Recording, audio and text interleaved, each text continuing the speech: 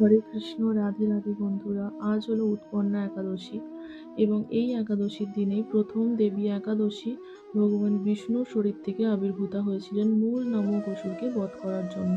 তাই এই একাদশীর নাম উৎপন্না একাদশী। এই একাদশীর দিন আপনি এই সমস্ত কাজগুলো করে পুণ্যবান হতে পারেন। জেনে নিন কাজগুলি কি কি। উৎপন্না একাদশীর দিন তুলসী মাকে অবশ্যই জলদান করবেন এবং পুজো করার পর 11 বার প্রদক্ষিণ করবেন। উৎপন্না একাদশীর দিন ভগবানকে হলুদ রঙের ফুল নিবেদন করুন এবং সাদা রঙের পোশাক পরুন। এই দিন হলুদ মিশ্রিত চন্দন বা কেশর মিশ্রিত চন্দন কপালে পরুন, যা শুভ শক্তিকে আকর্ষণ করে।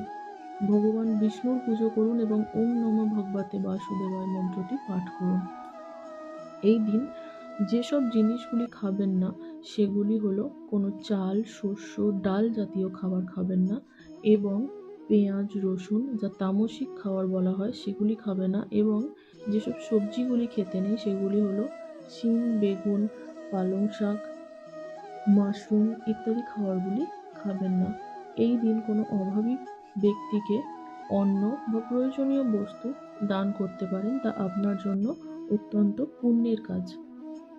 এবং এই দিন সারাদিন ভগবানের ভক্তি ভগবানকে ভক্তি ভরে পুজো করুন এবং ভগবান বিষ্ণুর প্রতি নিবদ্ধ থাকুন। রাধে রাধে বন্ধুরা।